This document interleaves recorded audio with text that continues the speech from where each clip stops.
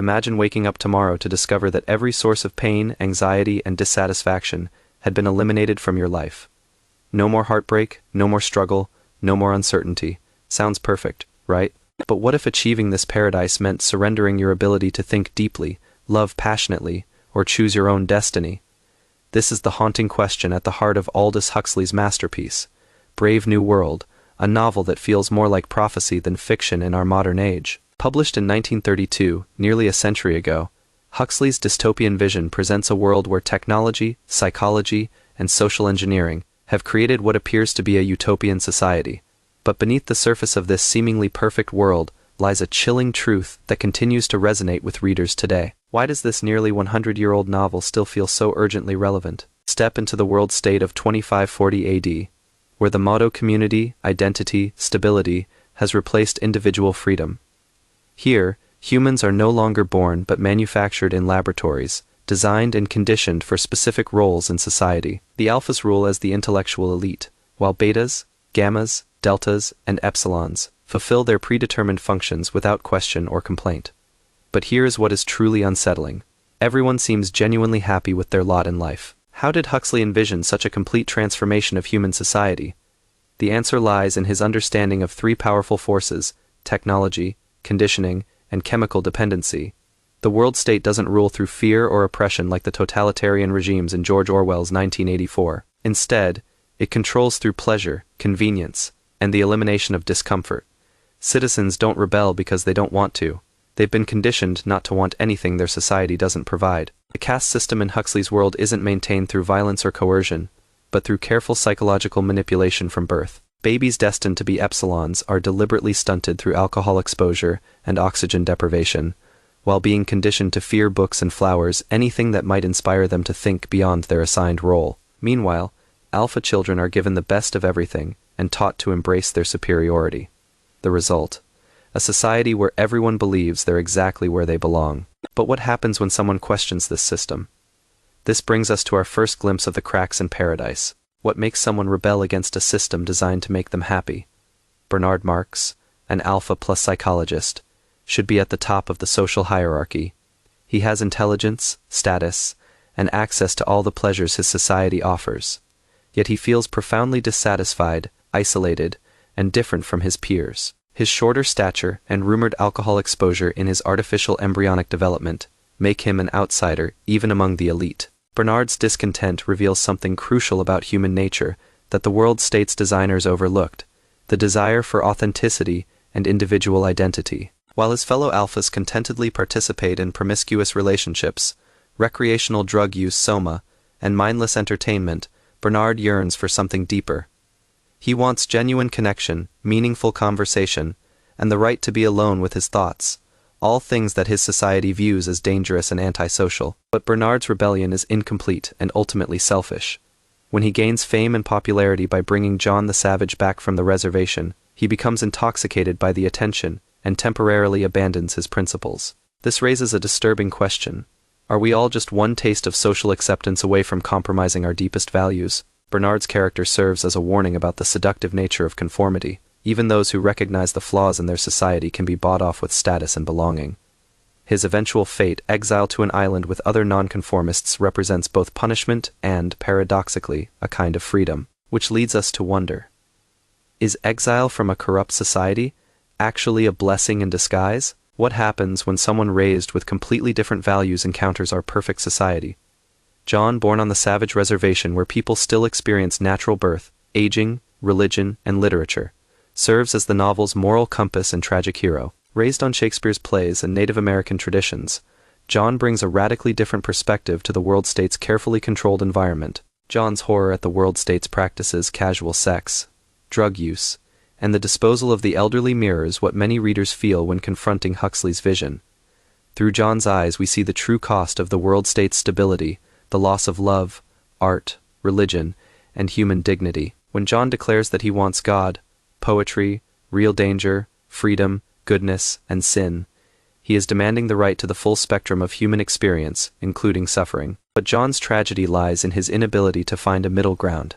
Having been exposed to the world state's ways, he can never return to the innocent simplicity of the reservation. His famous final words, I-8 civilization, followed by his suicide, represent the ultimate rejection of both worlds. He chooses death over the compromise of his principles, but his death also represents the victory of the system he sought to resist. John's story raises profound questions about cultural clash and adaptation. In our increasingly globalized world, we witness similar conflicts between traditional values and modern secular society. Can ancient wisdom and modern progress coexist, or are they fundamentally incompatible? John's fate suggests that the collision between radically different worldviews may be irreconcilable. But what about those who are successful within the system, yet still feel empty? Helmholtz Watson, a brilliant Alpha Plus lecturer and writer, represents another type of discontent. Unlike Bernard's petty jealousies, Helmholtz's dissatisfaction stems from his creative gifts. He is too talented for the simple propaganda he is assigned to write, too intellectually curious for the shallow entertainment that satisfies his peers. Helmholtz's friendship with John the Savage illuminates the power of art and literature to awaken the human spirit. When John introduces him to Shakespeare, Helmholtz recognizes the depth and beauty that is missing from his own work. He realizes that true art comes from genuine emotion and real human experience, both of which are suppressed in the world state. The authorities' response to Helmholtz's growing independence is telling. They offer him a choice between conformity and exile. Unlike Bernard, who pleads to remain in the world state, Helmholtz eagerly chooses exile to the Falkland Islands, where he can pursue his writing among other free thinkers. His decision reveals that for some individuals, creative freedom is worth any sacrifice. Helmholtz's story speaks to artists and intellectuals in any era who feel constrained by commercial or political pressures.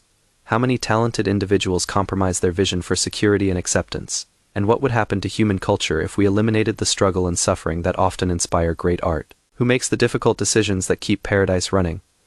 Mustapha Mond, the world controller for Western Europe, represents the ultimate pragmatist.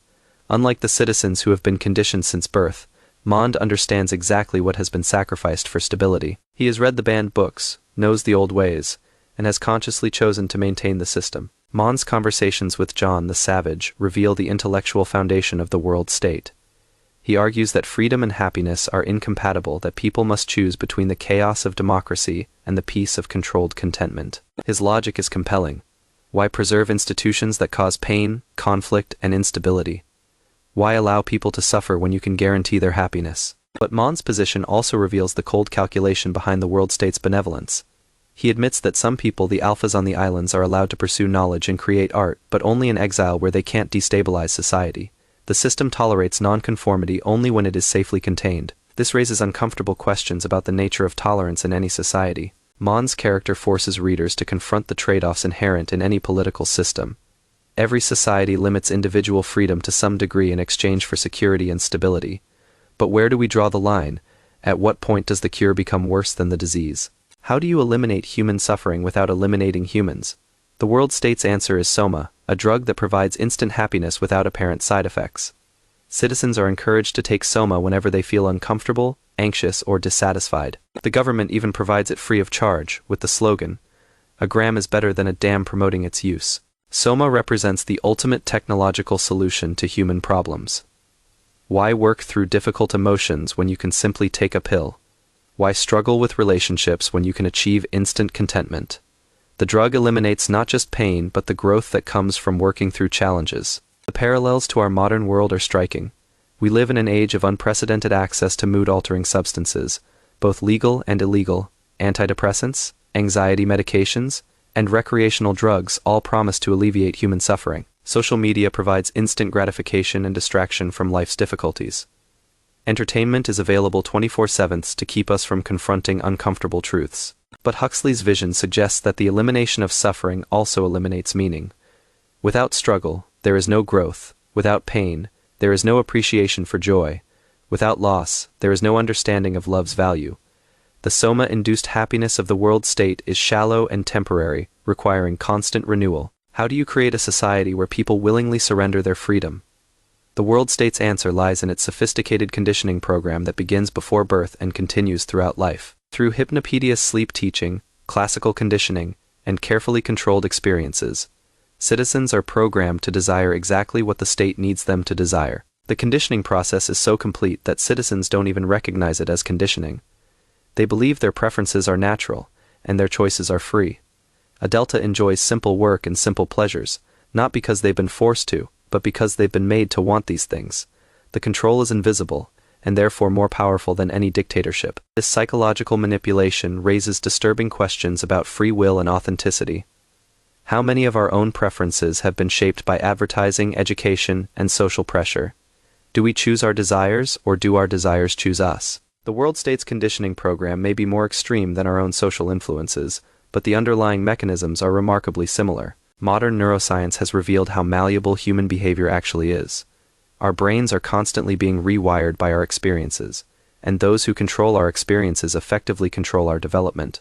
The world state's conditioning chambers may be fictional, but the power of early childhood experiences to shape adult behavior is well documented. What would people from our primitive past think of our advanced society? The savage reservation serves as a living museum of pre-world state humanity, complete with natural birth, aging, religion, and monogamous relationships. To the world state citizens, the reservation is a horrifying reminder of humanity's barbaric past. To readers, it may seem more familiar and human than the sterile perfection of civilization. The reservation's inhabitants experience the full range of human emotions and relationships that the world state has eliminated. They know love and loss, hope and despair, meaning and suffering.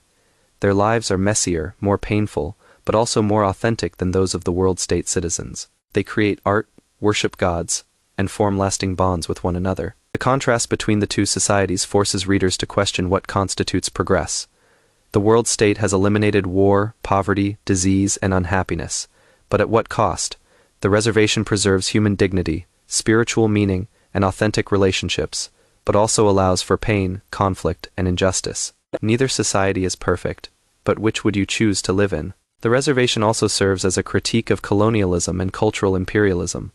The world state's treatment of the savages as curiosities reflects historical attitudes toward indigenous peoples. The novel suggests that in our rush to modernize and civilize, we may be losing essential aspects of human nature. Is technology our servant, or our master throughout Brave New World? Technology serves the state's goal of control and stability, from the artificial wombs that mass-produce humans to the conditioning apparatus that shapes their minds. Every innovation is designed to eliminate unpredictability and ensure conformity. The world state's technology is impressive in its scope and efficiency. They've solved problems that still plague our world: hunger, disease, economic inequality, and social conflict. But their technological solutions come at the cost of human agency and dignity. People become products to be manufactured, rather than individuals to be nurtured. Huxley's vision of technology as a tool of social control has proven remarkably prescient. Our modern world is filled with technologies that promise convenience and connection, but often deliver surveillance and manipulation. Social media algorithms shape our beliefs and behaviors. Smart devices monitor our activities and preferences. Artificial intelligence makes decisions about our lives with increasing autonomy. The novel suggests that technology is not neutral. It embodies the values and priorities of its creators. The world state's technology reflects its commitment to stability and control above all else. Our technology reflects our own priorities: efficiency, convenience, and profit. The question is whether we can develop technology that serves human flourishing rather than undermining it. What happens to society when the family unit is abolished? The world state has eliminated the family as a source of potentially disruptive emotional bonds. Children are raised in dormitories by professional caregivers, and the concepts of mother, father, and family are considered obscene. Citizens are encouraged to have many sexual partners, but form no lasting emotional attachments. This elimination of the family serves the state's interests in multiple ways. It prevents the formation of loyalties that might compete with allegiance to the state. It eliminates the inefficiency of emotional relationships that might interfere with work performance. It ensures that all citizens are equally devoted to the community, rather than to particular individuals. But the absence of family also eliminates one of the primary sources of human meaning and identity. Without parents to love them unconditionally, or children to carry on their legacy, citizens exist in a kind of emotional isolation despite their constant social interaction. They have acquaintances, but no true intimates, sexual partners, but no beloved. The world state's approach to relationships reflects a broader tension between individual fulfillment and social stability. Strong families can provide emotional support and personal meaning, but they can also perpetuate inequality and social division. The novel asks whether community solidarity and individual love are compatible or mutually exclusive. Can a society based entirely on pleasure and entertainment maintain itself? The world state encourages its citizens to pursue immediate gratification through sex, drugs, and entertainment. The motto "never put off till tomorrow," the fun you can have today, reflects a philosophy of hedonistic materialism that keeps people focused on the present moment, rather than larger questions of meaning and purpose. This constant pursuit of pleasure serves as a form of social control more effective than any police force. Citizens who are always seeking the next thrill have no time or energy for political resistance or philosophical reflection. They're too busy enjoying themselves to notice what they've lost. The world state's approach to pleasure is both systematic and shallow. Citizens are trained from birth to find satisfaction in approved activities while being conditioned to avoid deeper forms of fulfillment. They enjoy recreational sex but never experience passionate love. They take Soma for instant happiness but never develop the patience for lasting joy. Our modern consumer culture shares many similarities with the world state's pleasure-seeking society. We're constantly bombarded with messages to buy, consume, and indulge. Entertainment is available instantly and continuously. The pursuit of happiness has become the pursuit of pleasure, and the pursuit of pleasure has become the pursuit of products. Can human nature be fundamentally changed through scientific manipulation? The world state's experiment in social engineering assumes that human behavior is infinitely malleable, that people can be conditioned to want whatever serves the state's interests. The success of their program suggests that human nature may be more flexible than we typically assume. But the novel's rebels Bernard, Helmholtz, and John suggest that something essential in human nature resists conditioning.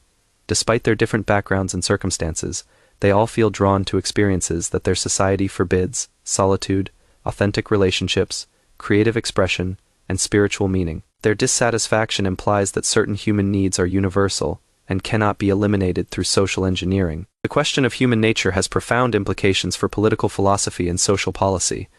If people can be conditioned to be happy with any circumstances, then perhaps the world state's approach is justified. But if human beings have inherent needs for freedom, dignity, and meaning, then the world state's stability comes at an unacceptable cost. Modern psychology and neuroscience have revealed both the malleability and the consistency of human nature. Our brains are remarkably adaptable, but certain patterns of thinking and feeling appear to be universal. The challenge is determining which aspects of human nature should be preserved and which should be changed. Is a perfectly stable society worth the cost of human freedom? The world state has achieved what many societies dream of: an end to war, poverty, crime, and unhappiness. Their citizens live long, healthy, comfortable lives without the anxiety and conflict that characterize human history.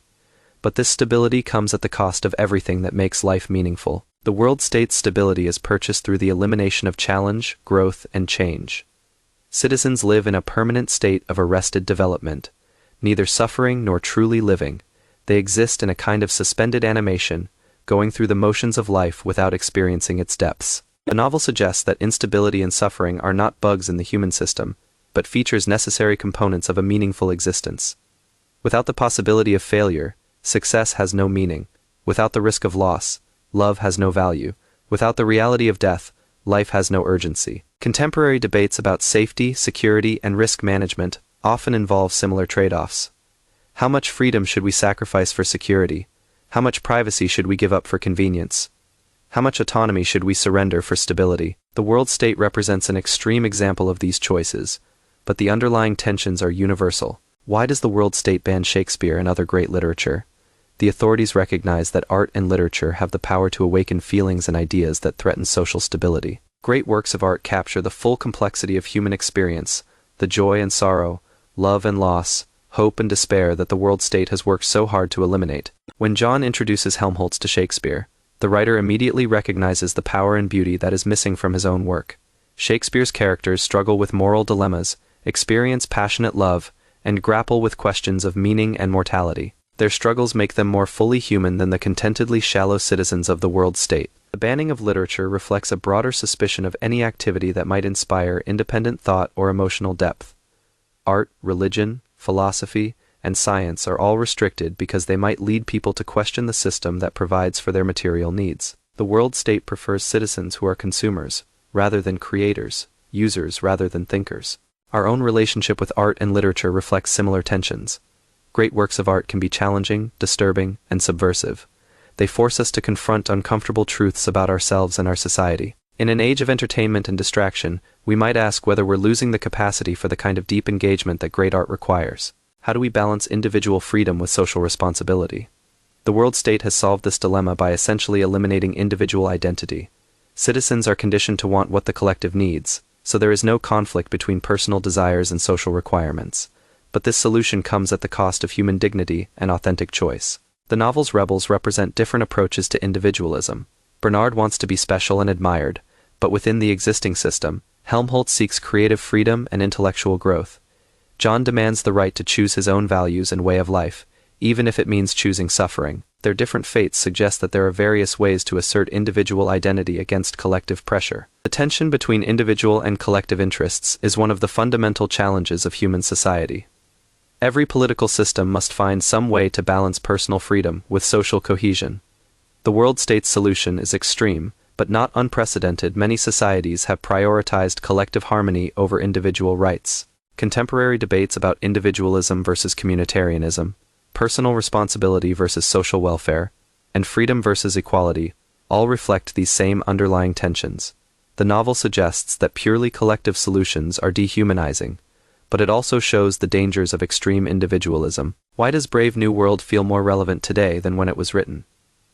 When Huxley published his novel in 1932, many of its predictions seemed fantastical.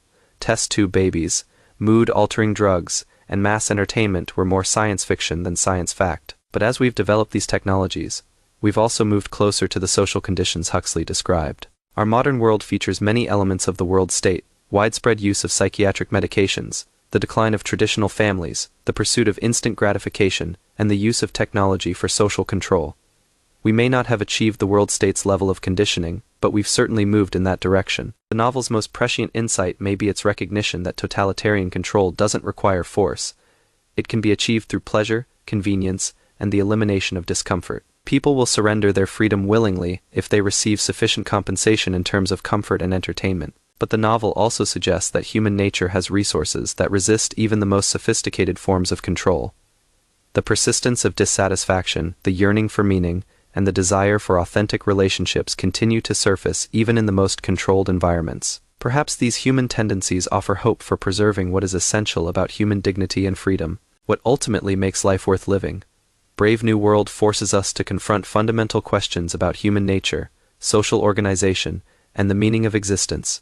The world state offers material prosperity, physical health, and emotional stability, but at the cost of growth, challenge, and authentic relationship. The novel suggests that being human means more than being comfortable or even happy. It means having the capacity for love and loss, creativity and destruction, wisdom and folly. It means being able to choose our own values and way of life. Even if we choose badly, it means accepting responsibility for our actions and their consequences. John the Savage's final words, "I ate civilization," before his suicide represent the ultimate rejection of the world state's bargain. He chooses death over the compromise of his principles, but his choice also represents the victory of human dignity over utilitarian calculation. His death is both tragic and heroic, a reminder that some things are worth dying for. The novel doesn't provide easy answers to the questions it raises. It doesn't tell us exactly how to balance freedom and security, individual and collective needs, or progress and tradition. But it does force us to think seriously about these questions, and to consider the true costs of our choices. As we continue to develop new technologies and social arrangements, Huxley's vision remains relevant and challenging. The world state may be fictional, but the temptations it represents are real. The question is whether we have the wisdom to pursue genuine human flourishing rather than mere comfort and stability. In the end, Brave New World is not just a warning about a possible future, it is a mirror reflecting our present choices and their consequences. It challenges us to think deeply about what we value most and what we're willing to sacrifice for it. In our Brave New World, these questions are more urgent than ever.